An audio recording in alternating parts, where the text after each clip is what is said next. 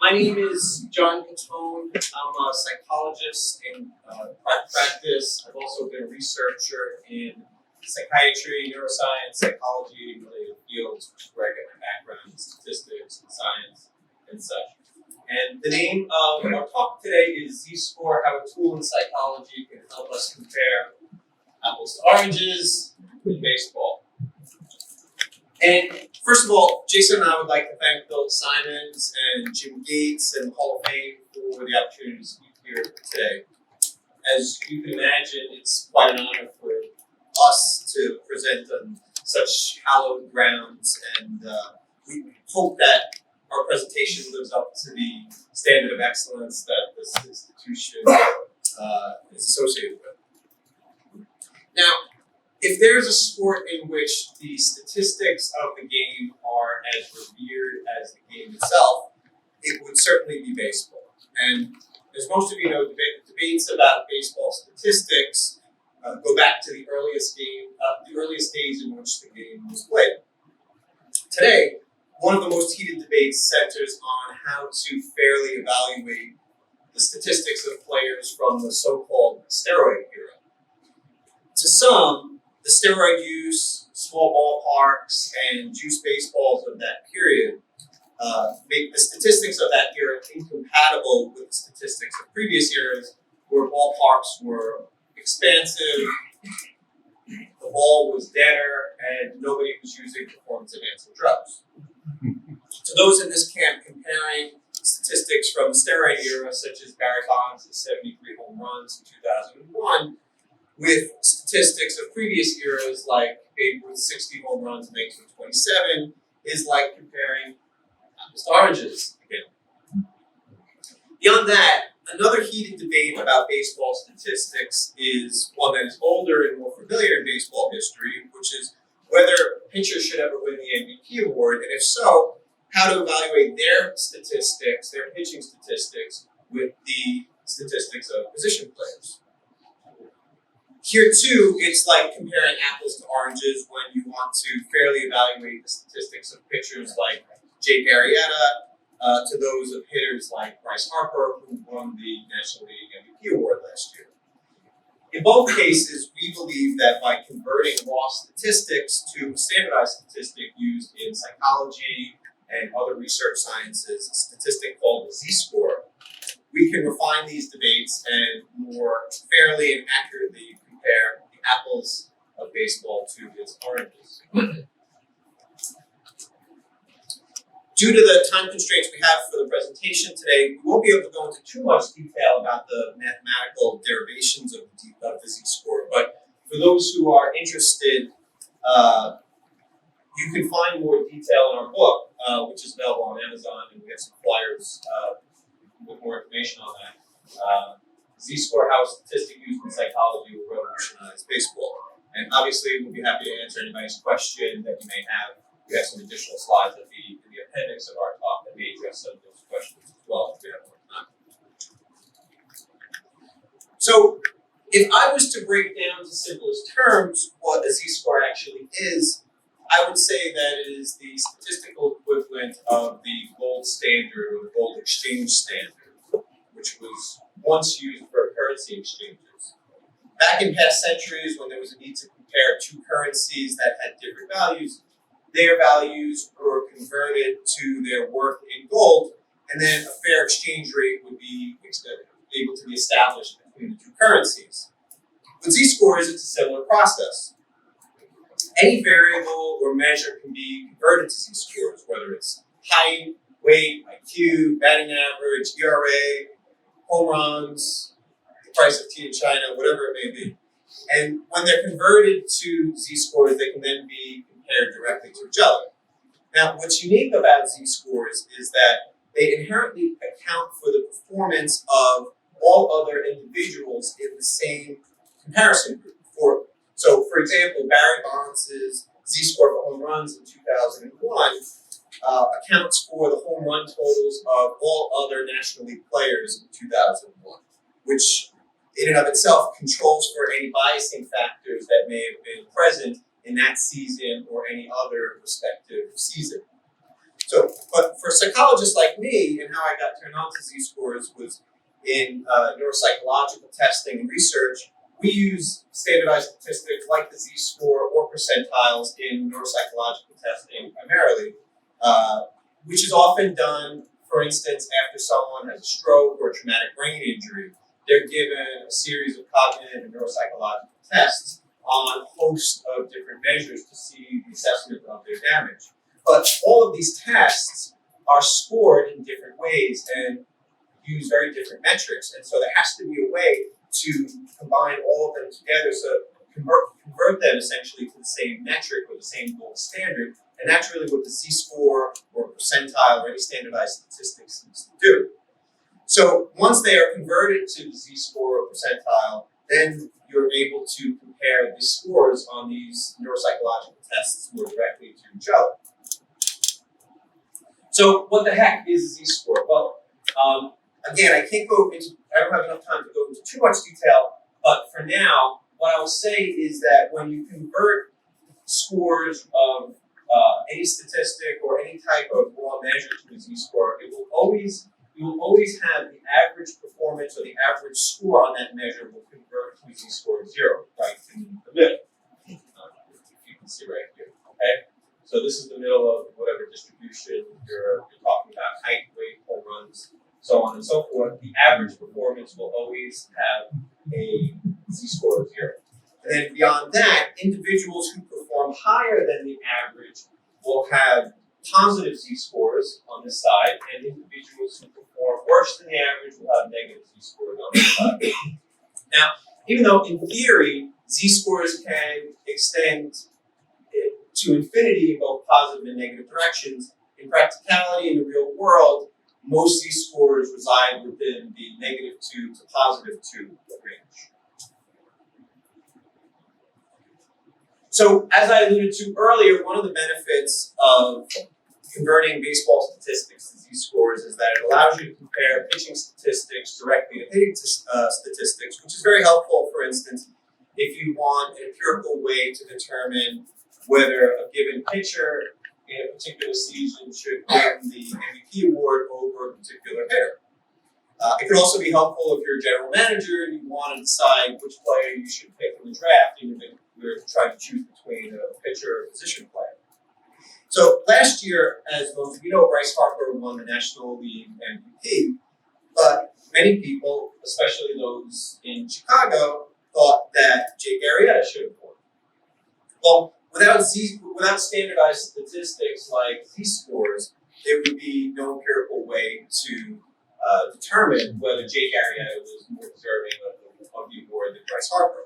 But with z-scores, now we can make more informed, objective assessments about pitching statistics to hitting statistics, so we can determine whether Jake Arrieta's 1.77 ERA is more impressive than Bryce Harper's 42 home runs. So asking shall receive. So here, what's going on in this slide is that I listed in red below each category the z-score for each respective statistic, which the raw statistics are in blue on top, and then these converted z-scores are in red on the bottom. So we have Jake Arrieta's raw statistics and z-scores up top, and then Bryce Harper's raw statistics and z-scores on the bottom. And then what we did was we computed the average of all of Jake Arrieta's z-scores, and the average for his z-scores in these categories of interest is 2.25. We compared that to the average of Bryce Harper's z-scores for his offensive statistics of note, and we came up with the average of 1.81. And so essentially what this is telling us, and what this shows, is that Jake Arrieta outperformed National League pitchers to a greater extent than Bryce Harper outperformed National League hitters. And his overall average z-score for all of his statistical categories of interest was higher than Bryce Harper's average z-score for all of his statistical categories of interest.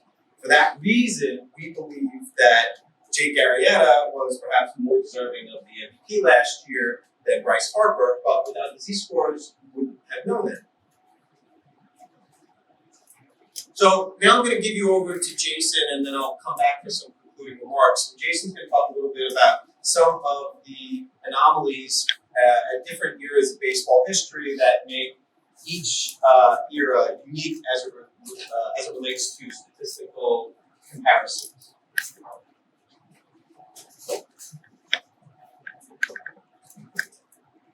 Thank you, John. So as John just mentioned, what I'm going to do is go through the 7 eras that we broke down the game into, put the statistics that we computed into context. Quick background on myself: I am a television producer in New York City, graduated from SUNY Stony Brook with a BA in Cultural Science. I'm a longtime Mets fan and an avid caller to WFAN in New York City. So we're going to start with the pre-modern era, 1876. We could really date it back to 1869, when the Cincinnati Red Stockings first came into being. They were Major League Baseball's first pay-per-play organization. But for all intents and purposes, 1876, the birth of the National League and universal rules governing a number of ball clubs. So from the 1870s through the part of the 1880s, we saw 2-man pitcher rotations as being fairly common. An anomaly that exists in this era because of this, we see in 1884, Charlie Radburn had 59 wins with the Providence Rays of the National League. It's a figure that's unfathomable in today's game, 30 max. And we saw those numbers in the 60s and 70s. You don't see that anymore.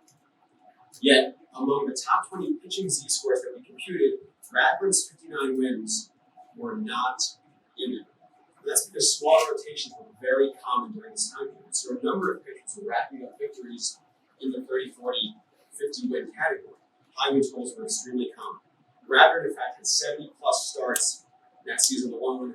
And also in 1884, 8 pitchers won at least 30 games. So, yes, the 59 is an impressive number as far as the raw value is concerned, but not that much above the fray. We then move to the dead ball era. We start this in 1901, the birth of the American. In 1903, the pitching mound was raised to about 15 inches. The balls were heavier, larger, deader, for lack of a better phrase.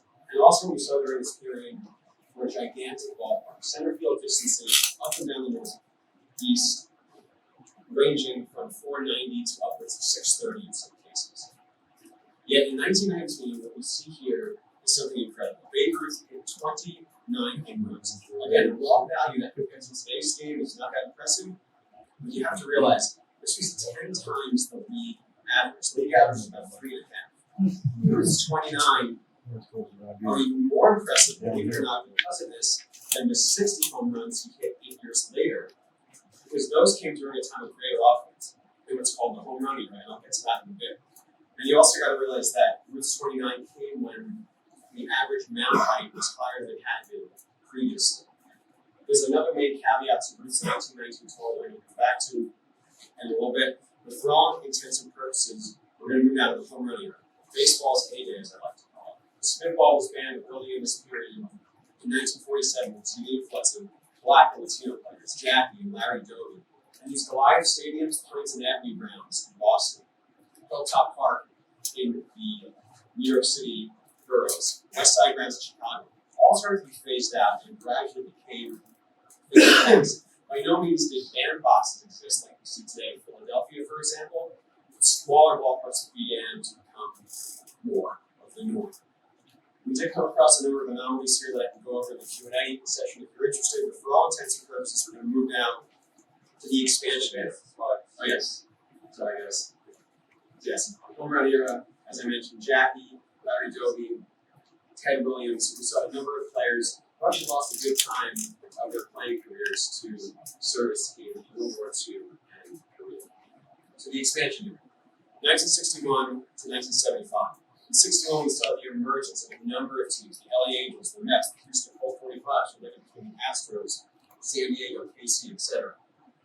We also saw during this period the emergence of the pitcher, not as a player, but as an artist. Sandy Koufax, Bob Gibson, Tom Seaver, Juan Marichal. As a result, after the year of the pitcher in 1968, In 1969, Major League Baseball knew they had to do something to help the offense out. So the rules were changed to boost offense amid the rise of these amazing elite pitchers. The mound was lowered to 10 inches, except notoriously in Dodger Stadium, where it still remains high to this day. And the strike zone was also made significantly smaller. Yet despite these amazing pitching performances, what we saw here was fascinating. In 1968, Denny McLain of the Detroit Tigers, 31 wins, Bob Gibson of the St. Louis Cardinals with 22. Believe it or not, both of these pitchers had Z-scores that were higher than Charlie Radford's 59 back in the 1880s.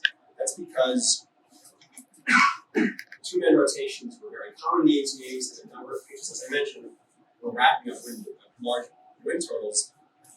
The 31 and 22 that these two put together were far above the league average. In fact, Gibson's ERA in 1968 was 1.12. The league average was 2.86. That's almost 2.5 times higher. Denny McLain's 31 wins, that was more than 2 times higher than, more than 2% higher, 2 times? 2 times higher, I apologize, than the league average of around 14. So these two pitchers, above and beyond, both won the MVP and Cy Young in both leagues. That's the first and only time that's happened across Major League Baseball's history.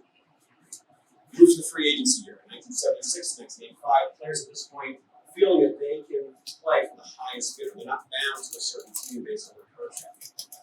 Overall, we see the rise of relievers used more frequently. Relief specialists set up, use Scotches, draw their fingers, and starters tend to be pulled more early in ball games. Moving on along here, we approach the steroid era, 1986. We started this arguably arbitrarily. That's Jose Canseco's first year in the major leagues. In 1995, the owners want offers. There's a strike, and they're sort of turning a blind eye to the rampant trophies. So as a result, home run RBI totals are exploding throughout both leagues. And what we see on the pitching side is fascinating. Randy Johnson and Pedro Martinez, model examples. They were among only a few pitchers from this era to be listed in the top 20 pitching Z-scores list. Pedro in 1999 had 313 strikeouts. Randy Johnson in 2001 372 strikeouts.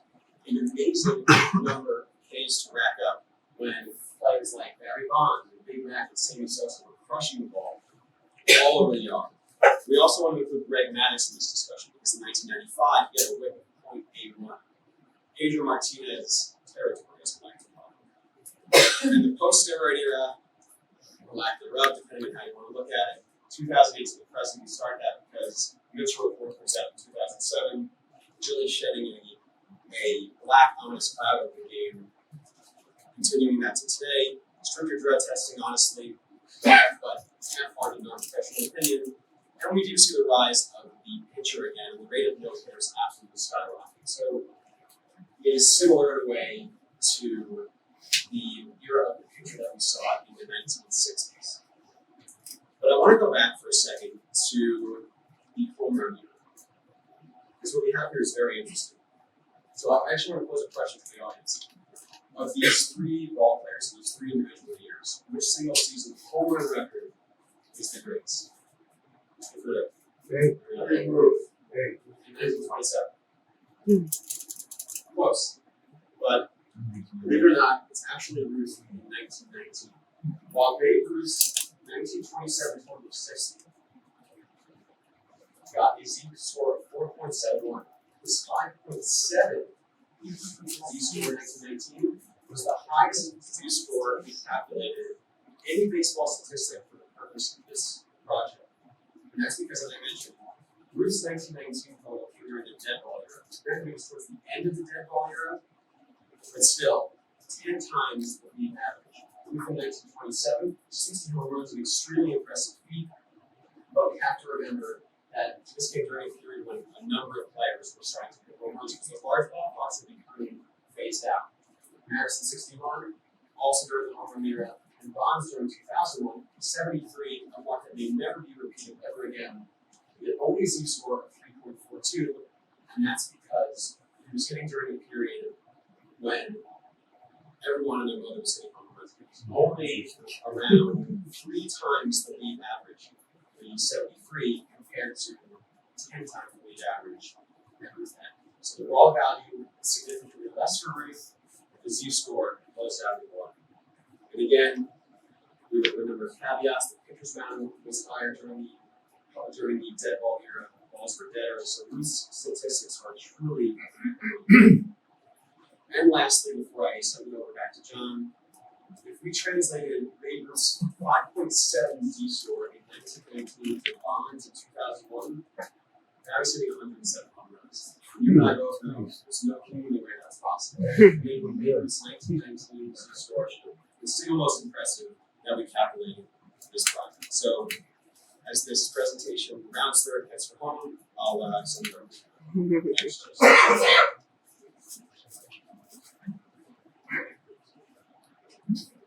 So, before I get to our concluding thoughts, I just wanted to highlight something, a small but significant point in some of Jason's previous slides, which was that according to our analyses, Babe Ruth's most significant home run season came not when he was a member of the Yankees, but a member of the Red Sox.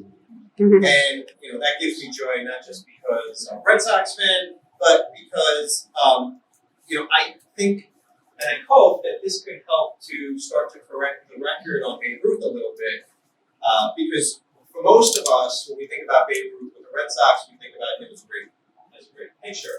But from here, we can see that his offensive production, at least in 1919, was something that was extraordinary.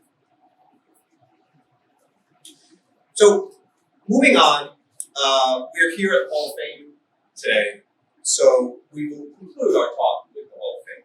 And I thought that Arthur Schopenhauer's quote was particularly apropos for our concluding statements, especially since we're talking about players playing the Steroid Era and their worthiness for the Hall of Fame. So, as such, I think the essence of what this institution represents is the ability to achieve fame without sacrificing our honor in the process.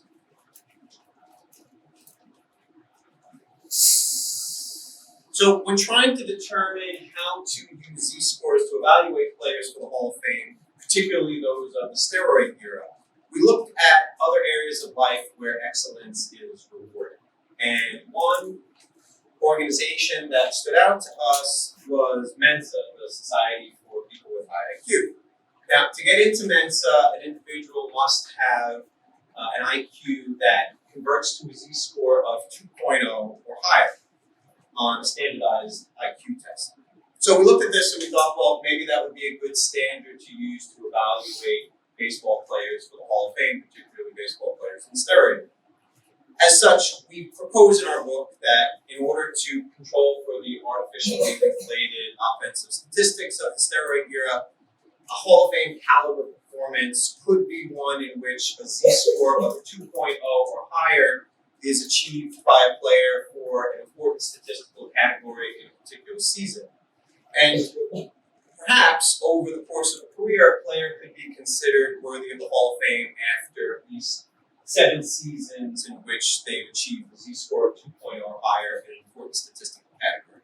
Now, at present, there's really no hard and fast rule about what makes a player worthy of the Hall of Fame, but informally and officially, you'll hear people talk about having 5 to 10 seasons of greatness, and so we just sort of looked at 7 seasons between 5 and 10 as being, a fair and appropriate gauge of that.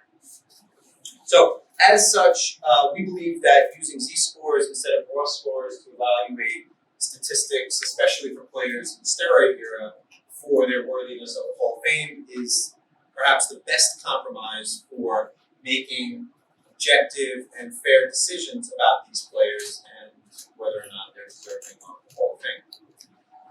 With that, I would like to thank you very much for your time and attention, and obviously for the opportunity to speak here today. And we're happy to take any questions that you may have, and I have flyers here for anybody who's interested in either the book or some notes that we talked about in our presentation today. So thank you very much.